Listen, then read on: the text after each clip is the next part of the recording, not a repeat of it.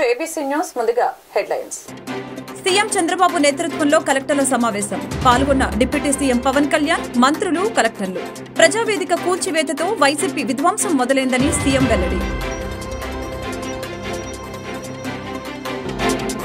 CM Chandrababu నుంచి ఎంతో నేర్చుకోవాల్సి ఉందని కలెక్టర్ సమావేశంలో డిప్యూటీ సీఎం పవన్ కళ్యాణ్ వెల్లడి.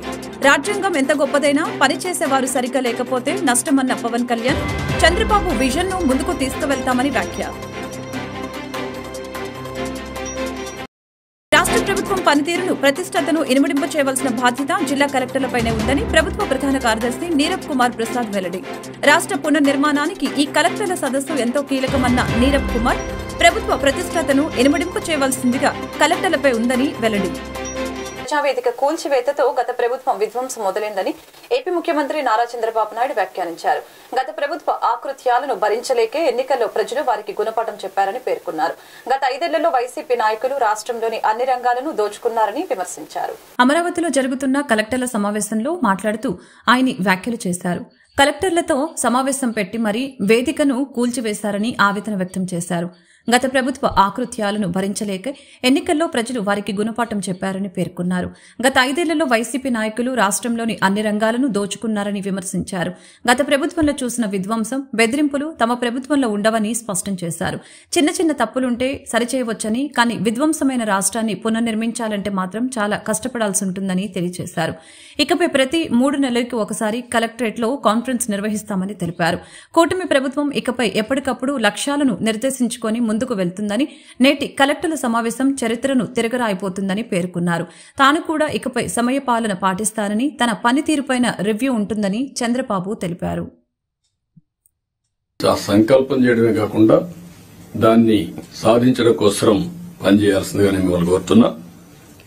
రెండోది, నేను ముందే చెప్పాను, 2014 ఆ రోజు బైఫర్కేషన్ లో కొన్ని ఇబ్బందులు వచ్చాయి. కానీ ఆ బైఫర్కేషన్ నుంచి కంటే కూడా 2019-24 అడ్మినిస్ట్రేషన్ వల్ల చాలా నష్టపోయాం. ఈ రోజు మనం ఒకసారి చూస్తే 10 లక్షల కోట్ల రూపాయలు అప్పులు, 7 వైట్ పేపర్స్ పబ్లిసైజ్ చేశాం. ఎక్కడ చూసినా ఒక అడ్మినిస్ట్రేషన్ అంటే, ఒక పరిపాలన అంటే సమస్యల్ని పరిష్కారం చేసి ప్రజలకు మెరుగైనటువంటి జీవన ప్రమాణాలు ఇవ్వాల్సిన అవసరం ఉంది. కానీ మొన్నే మీరు చూశారు ఎంత దారుణం అంటే, ఎక్కడికి పోయినా నేను పార్టీ ఆఫీస్కి వెళ్తే 3 గంటలు నాన్ స్టాపబుల్ పిటిషన్లు తీసుకుంటే ఒక 4,000 నుంచి 5,000 పిటిషన్లు వచ్చాయి. 5,000 పిటిషన్లో సగం పిటిషన్లు ల్యాండ్ రిలేటెడ్ ఇష్యూస్ వచ్చాయి. అంటే భూ సమస్యలే 50%. ఎవరు తప్పిది? ఎప్పుడు నా 14 సంవత్సరాల సర్వీస్లో గాని ఇంత విధ్వంసం, ఇంత భూ కబ్జాలు, ఇంత 22A మిస్యూజ్ చేయడం ఎప్పుడు నేను చూడలేదు. ఇప్పుడు ఏ రికార్డు చూసినా సస్పిషన్ తో చూసే పరిస్థితి వస్తా ఉంది. అంతవరకు వెళ్లిపోయే పరిస్థితి వచ్చింది. అందుకే ఫస్ట్ కేబినెట్ లోనే మేము ఏదైతే ల్యాండ్ టైటిలింగ్ యాక్ట్ ఉందో దాన్ని రద్దు చేశాం. సర్వేను కూడా హోల్డ్ లో పెట్టాం. ఆ సర్వే కూడా ఇప్పుడే రెవెన్యూ మినిస్టర్ చెప్పినట్టు ఎవడు ఊహించినటువంటి సర్వే రాళ్లు, దానికి కూడా Galaxy granite, one of the best granite, భూమిలో పూడ్చే రాయికి ఇంట్లో వేసుకునే ఒక ఫ్యాన్సీ గెలాక్సీ గ్రెనైట్ పెట్టి దాని మీద ఫోటో వేసుకోవాలని ఆలోచన వచ్చిందంటే ఎంత దుర్మార్గమైన ఆలోచన అర్థం చేసుకోవాల్సిన అవసరం ఉంది మనందరం. ఇది సివిలైజ్డ్ వరల్డ్ ఎవరు క్షమించరు. ఇవన్నీ అలాంటివి చేశారు. ఇంకొక పక్కన పట్టాదారు పాస్ పుస్తకాల్లో ఫోటో. అనుభవజ్ఞుడైన ముఖ్యమంత్రి చంద్రబాబు తనకు గురువని, ఆయన నుంచి తనలాంటి వారు నేర్చుకోవాల్సింది ఎంతో ఉందని AP deputy CM Pawan Kalyan పేర్కొన్నారు. రాజ్యాంగం ఎంత గొప్పదైనా దానిని అమలు పరిచేవారు సరైన వారు లేకపోతే ఆ వ్యవస్థ పనిచేయదని అన్నారు. నేర్చుకోవాలని తపన ఉన్న తనలాంటి వారందరూ కలిసి వ్యవస్థని ముందుకు తీసుకువెళ్తామని పేర్కొన్నారు. చంద్రబాబు విజన్ ను ముందుకు తీసుకువెళ్తామని తెలిపారు. విభజన వలన ఎన్నో ఇబ్బందులు పడ్డామని, అవమానాలు ఎదుర్కొన్నామని పేర్కొన్నారు. సీఎం చెబుతున్న స్కిల్ సెన్సెక్స్ కు సలహాలు, సూచనలు అవసరమని వివరించారు. ఒక రాష్ట్రం ఎలా ఉండకూడదో చెప్పేందుకు గత 5 ఏళ్లలో రాష్ట్రం ఉదాహరణగా నిలిచిందని తెలిపారు. రాష్ట్రంలో ఒకే రోజు 13,326 గ్రామాల్లో సభలు ఏర్పాటు చేసి తీర్మానాలు చేశామని, గ్రామాల్లో సాలిడ్ వేస్ట్ మేనేజ్మెంట్ అమలు చేస్తున్నట్లు పేర్కొన్నారు. పిఠాపురంలో లిక్విడ్ వేస్ట్ మేనేజ్మెంట్ ను పైలట్ జెక్ట్గా చేపడుతున్నట్లు పవన్ కళ్యాణ్ తెలియజేశారు. 2047 నాటికి భారత్ సూపర్ పవర్ కావాలంటే రాష్ట్రం వికసిత ఆంధ్రప్రదేశ్ కావాల్సిన అవసరం ఉందని పవన్ నొక్కి చెప్పారు. ఇన్ని దశాబ్దాలుగా ఇప్పుడు ఆంధ్రప్రదేశ్, ఉమ్మడి ఆంధ్రప్రదేశ్ కానీ విభజిత ఆంధ్రప్రదేశ్ కానీ ఎప్పుడు ఇంత ఇబ్బంది పడలేదు. గత 5 ఏళ్లుగా ఆంధ్రప్రదేశ్లో పాలన ఎలా ఉందో చూశారు. గతంలో చాలా మంది నా సన్నిహితులు, సహచరులు కొంతమంది చెప్తా ఉన్నారు, ఇదివరకు ఆంధ్రప్రదేశ్లో పనిచేయాలి బ్యూరోక్రాట్స్ అని అనుకుంటే ఐఏఎస్లు కానీ ఐపీఎస్లు కానీ ఎనీ సర్వీసెస్ నుంచి పోటీ పడేవాళ్ళం. ఇదివరకు ఒక మోడల్ స్టేట్గా ఉండేది ఆంధ్రప్రదేశ్. ఇప్పుడు కూడా మోడల్ స్టేట్ ఇన్ లాస్ట్ 5 yearsలో. హౌ నాట్ టు బి, ఒక రాష్ట్రం ఎలా ఉండకూడదో తెలియజేస్తుంది. ఒకప్పుడు ఒక రాష్ట్రం ఎలా ఉండాలో తెలియజెప్పింది, ఇప్పుడు ఒక రాష్ట్రం ఎలా ఉండకూడదో తెలియజెప్పిందని. So we want to bring back, to take it back to the old state of under the leadership of dynamic leadership of Honorable CM Sri Chandrababu Naidu garu. ఆయన అనుభవం, ఆయన దిశానిర్దేశం ఈ రాష్ట్రానికి బలంగా మేలు చేస్తుందని మీ అందరికీ తెలుసు. మా అందరికీ సంపూర్ణ నమ్మకం ఉంది. నేను పంచాయతీరాజ్, రూరల్ డెవలప్మెంట్ తో పాటు forest science and technology, environment శాఖలు కూడా తీసుకున్నాను. వీటిలో కొన్ని మీ సహాయ సహకారాలు కావాల్సినవి, మీరు ఏం కావాలని మేము ఆశిస్తున్నాం చెప్తాను. ఈ సంవత్సరానికి సంబంధించి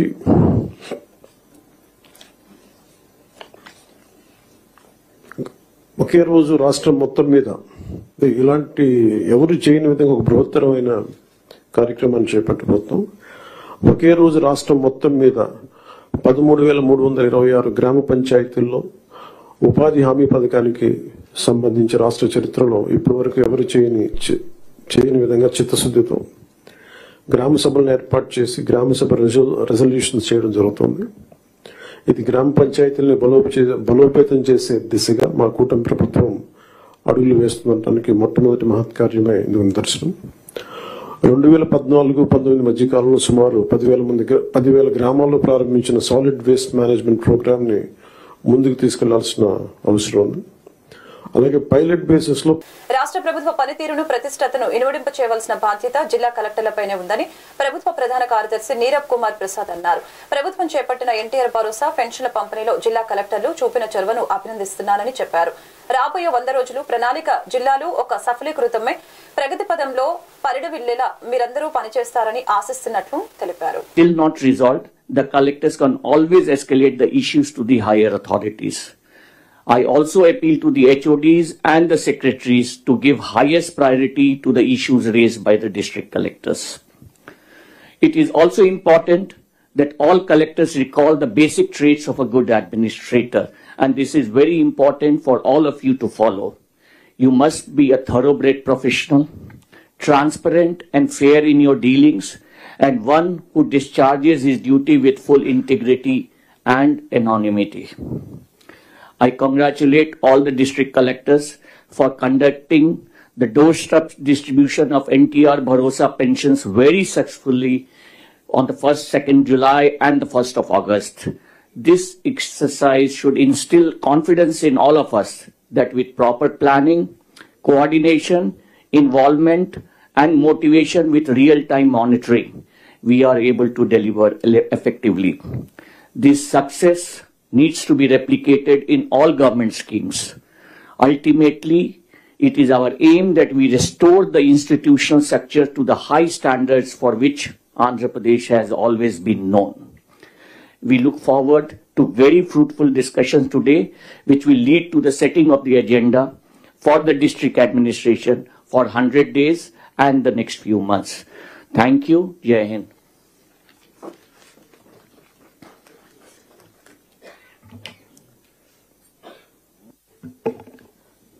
Thank you, sir. Now I request and call upon the Honorable Revenue Minister, Shri Anagani Satyaprasad Garu, to give the introductory remarks, please. గౌరవనీయులు మాన్యులు ముఖ్యమంత్రి వర్యులు చంద్రబాబు నాయుడు గారికి, పెద్దలు ఉప ముఖ్యమంత్రి గారు పవన్ కళ్యాణ్ గారికి, సహచార మంత్రివర్గ సభ్యులకు, అలాగే చీఫ్ సెక్రటరీ గారికి, ఈ సమావేశానికి హాజరైనటువంటి కలెక్టర్లకు, శాఖాధిపతులకు, ముఖ్య కార్యదర్శులకు, ఇతర అధికారులకు, అలాగే కోర్టు ఆర్డర్ కాపీలోని అంశాలను అమలు చేయమని అడిగిన లాయర్లపై పోలీసులు కేసులు నమోదు చేయడం వలన ఇది చాలా దుర్మార్గమని బార్ అసోసియేషన్ అధ్యక్షులు కాసు వెంకటరెడ్డి ఆరోపించారు. సోమవారం అసోసియేషన్ కార్యాలయంలో ఏర్పాటు చేసిన మీడియా సమావేశంలో వారు మాట్లాడారు. ఈ సమావేశంలో సీనియర్ అడ్వకేట్ వైకేతో పాటు అసోసియేషన్లోని కార్యవర్గ సభ్యులు కూడా పాల్గొని పోలీస్ వైఖరిని తప్పుపట్టారు. పోలీసు వారు అడ్వకేట్లపై అక్రమ కేసులు పెట్టిన దానికి నిరసనగా ఈరోజు గుంటూరు జిల్లా వ్యాప్తంగా బాయ్కాట్ చేయడం జరిగింది. ఒక అడ్వకేటు కోర్టు ఆర్డర్ ప్రకారం కమిషనర్గా వెళ్తే ఆ కమిషనర్గా వెళ్ళిన వ్యక్తి మీద కేసులు పెట్టడం, రెండోది ఒక ముద్దాయికి బెయిల్ వేశారనే ఉద్దేశంతో ఆ వ్యక్తి మీద కూడా పోలీసులు వాడు కేసులు పెట్టడం చాలా దుర్మార్గం. కాబట్టి ఇది మేము ఖండిస్తున్నాం. కేవలం వాళ్ళు మేము కాకి డ్రాస్ వేసుకున్నాము, మమ్మల్ని ఏమి చేయలేరు అనే ఉద్దేశంతో ఈ విధంగా చేస్తున్నారు. పోలీసు వారు వాళ్ళు కోర్టును లెక్క చేయట్లేదు, అడ్వకేట్స్ని లెక్క చేయట్లేదు, పబ్లిక్ లెక్క చేయట్లేదు. కాబట్టి మేము ఇది చాలా సీరియస్గా తీసుకుంటున్నాము.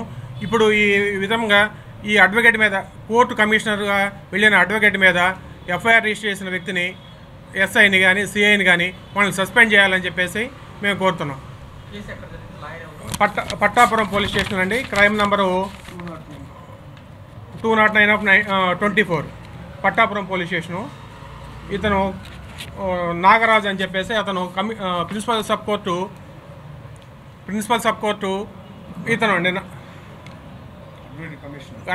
అడ్వకేట్ కమిషనర్కి వెళ్ళాడు.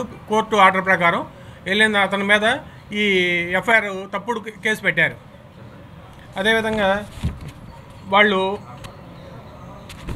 ఒక అడ్వకేట్కి, ముద్దాయిలకి మీరు బెయిల్స్ వేయడానికి వీల్లేదు అని చెప్పేసి వాళ్ళు ఇష్టం వచ్చినట్టు చేస్తున్నారు.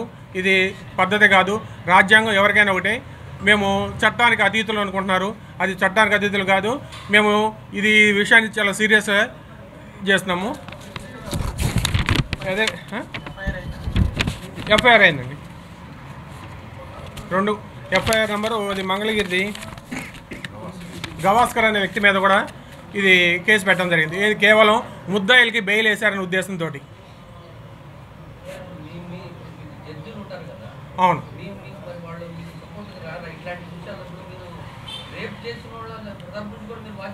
వాదిస్తున్నాం. ఇప్పుడు మర్డర్ చేసిన వాళ్ళు కూడా, ఇప్పుడు అది చట్టం తెలుస్తుంది, చివరికి ట్రయల్లో తెలుస్తుంది. ఇప్పుడు ముద్దాయిలకి బెయిల్ కూడా వేయొద్దనే స్టేజ్కి పోలీసులు వెళ్ళారంటే అది వాళ్ళు ఏమి చూసుకొని మరి అర్థం కావట్లేదు. అది చాలా దారుణం. ఇప్పుడు అడ్వకేట్లని భయపెట్టాలని చూస్తే మాత్రం అది ఊరుకునే ప్రసక్తి లేదని చెప్తున్నాం. మేము జడ్జి గారి దృష్టికి తీసుకెళ్తాం, ఎస్పీ గారి దృష్టికి కూడా తీసుకెళ్తాం ఈరోజు. ఇది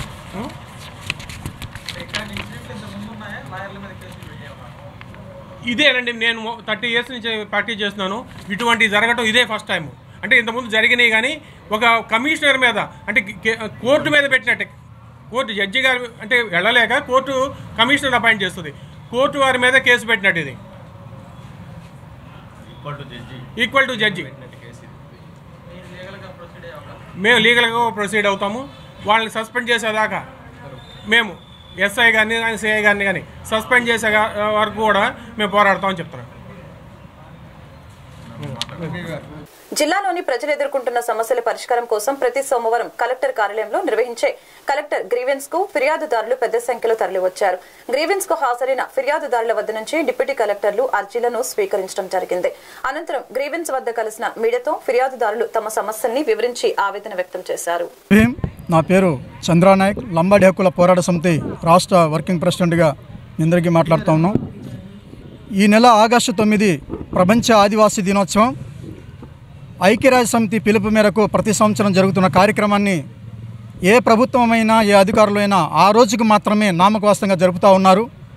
మేము గిరిజన ప్రజా సంఘాల ఆధ్వర్యంలో అన్ని ప్రాంతాల్లో మరి ప్రపంచానికి న్యాయస్థానమైనటువంటి ఐక్యరాజ్య సమితి వారు 140 దేశాల ప్రతినిధులతోటి భారతదేశ వ్యాప్తంగా సర్వే చేసిన క్రమంలో ఆదివాసీలు ఇంకా విద్య, వైద్య, ఆర్థిక రంగంలో చాలా వెనుకబడి ఉన్నారు, వీళ్ళకి సమానమైన న్యాయం జరగట్లేదనే ఉద్దేశంతోనే 1994 అమెరికా దేశంలో జెనీవాలో మొట్టమొదటిసారిగా అంతర్జాతీయ ఆదివాసీ దినోత్సవం జరిగింది.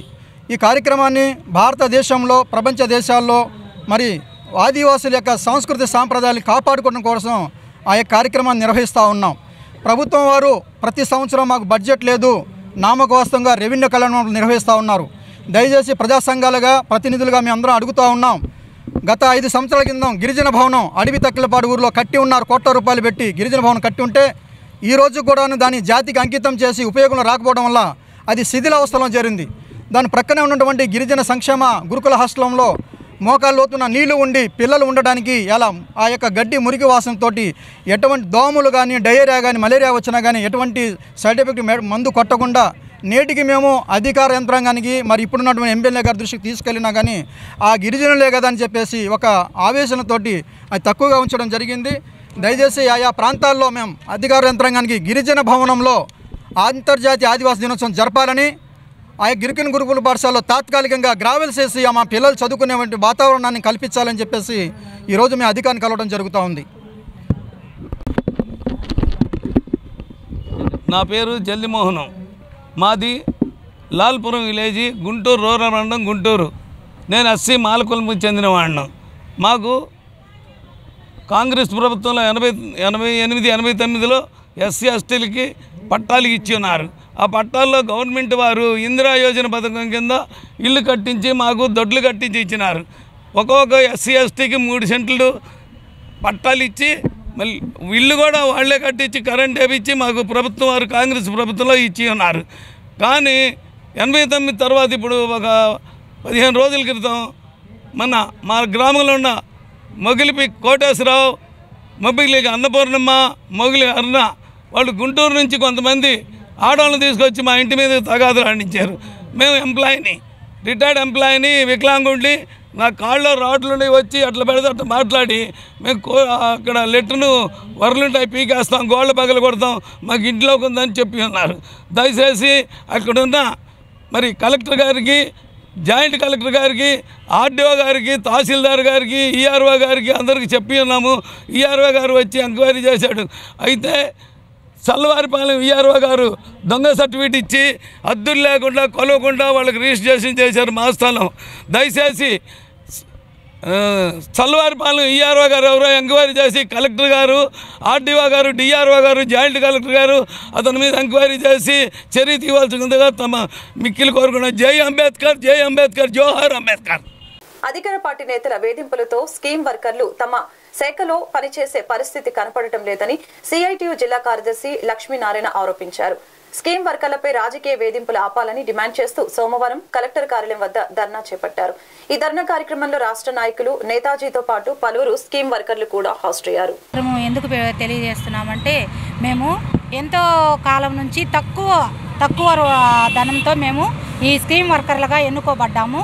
మరి కష్టకాలంలో కూడా, కరోనా టైంలో కూడా వాళ్ళ కుటుంబాలను వాళ్ళని తాకని పరిస్థితుల్లో కూడా మేము స్కీమ్ వర్కర్లం అయ్యి ఉండి వాళ్ళకు పరిచర్య చేసి మేము ఇంత చేస్తే మేము పార్టీలకు వారధులం కాదు, మేము ప్రభుత్వం కింద పనిచేస్తున్నాం. కానీ అలాంటి పరిస్థితిలో ఉన్న మమ్మల్ని పార్టీ నాయకులు, వీళ్ళు టీడీపీ, వీళ్ళు వైఎస్ఆర్సీపీ అని చెప్పి ఈరోజు కంప్లైంట్లు రేజ్ చేసి తీసివేయాలని చూస్తున్నారు.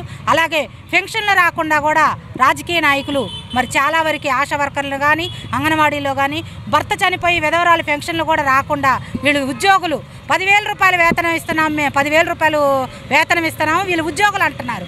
సరే, ఉద్యోగ భద్రత కల్పించండి అని మేము అడిగినప్పుడు వీళ్ళు ఉద్యోగులు కాదు, మీరు ఊరక మేము మామూలుగా పెట్టుకున్న సహాయ కార్యదర్శులు అంటున్నారు. అలా అని పెన్షన్ ఇవ్వమంటుంటే ఉద్యోగులు అంటున్నారు. అటు అయితే అట్లా అంటున్నారు, ఇటు అయితే ఎట్లా అంటున్నారు. మా స్కీమ్ వర్కర్లందరినీ రాజకీయ వేధింపులు గురి కాకుండా ప్రతి ఒక్కరికి ఉద్యోగ భద్రత కల్పించాలని, ఎక్కడైతే ఆశా వర్కర్లు కానీ, అంగన్వాడీలు కానీ ఈ వేధింపులకు కొంతమంది అయితే సూసైడ్ అటెంప్ట్ కూడా చాలా వరకు జరిగినాయి. కొంతమంది ఒక అమ్మాయి అయితే మరణం దాకా వెళ్ళి కూడా వెనక్కి వచ్చింది.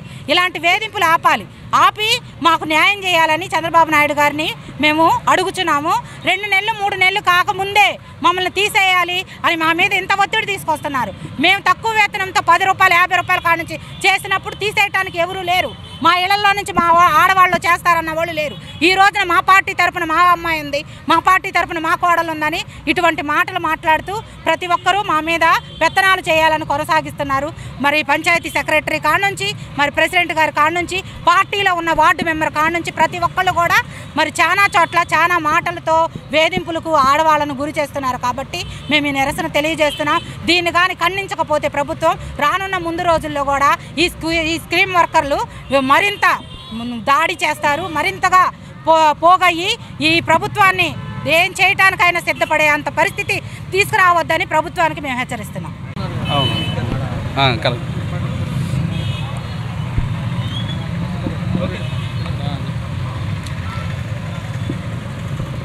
రాష్ట్ర ప్రభుత్వం అధికారంలోకి వచ్చిన తర్వాత స్కీమ్ వర్కర్లు అదేవిధంగా చిన్న కాంట్రాక్ట్ అవుట్సోర్సింగ్ ఉద్యోగులపై తీవ్రంగా రాజకీయ వేధింపులు తొలగింపులు పెరిగిపోతున్నాయి.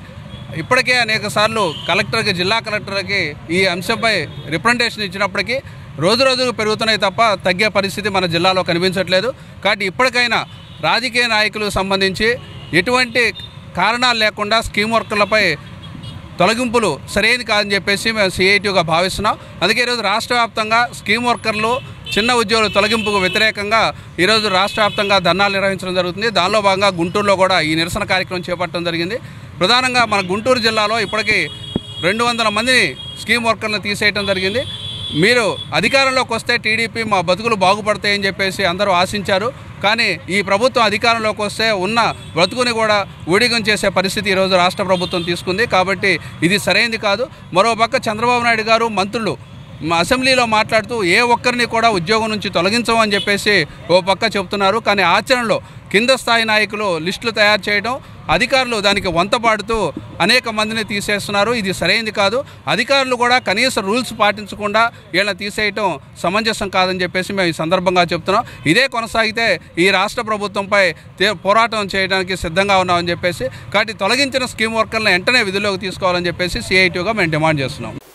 ప్రతిపక్షంలో ఉన్నప్పుడు కనిపించిన పీజీ విద్యార్థుల కష్టాలు అధికారంలోకి వచ్చాక విద్యాశాఖ మంత్రికి కనిపించకపోవడం చాలా ఆవేదన కలిగిస్తుందని ఏబీవీపీ రాష్ట్ర నాయకులు యశ్చంద్ర ప్రసాద్ అన్నారు. పీజీ విద్యార్థుల ఫీజు రియంబర్స్మెంట్ పై ఇచ్చిన హామీని నిలబెట్టుకోవాలని డిమాండ్ చేస్తూ సోమవారం కలెక్టర్ కార్యాలయం వద్ద ఈ నిరసన కార్యక్రమాన్ని చేపట్టారు. ఈ సందర్భంగా కలిసిన మీడియాతో వారు మాట్లాడారు. ప్రతిపక్షంలో ఉన్నప్పుడు చెప్పిన మాటకు విద్యాశాఖ మంత్రి కట్టుపడకపోతే తీవ్రమైన పరిణామాలు ఎదుర్కోవాల్సి వస్తుందని హెచ్చరించారు. ఈ నిరసన కార్యక్రమంలో ఏబీవీపీ ముఖ్య నేతలు కూడా హాజరయ్యారు. నమస్తే. యాచేంద్ర అఖిల భారతీయ విద్యార్థి పరిషత్ ఆంధ్రప్రదేశ్ రాష్ట్ర కార్యదర్శి.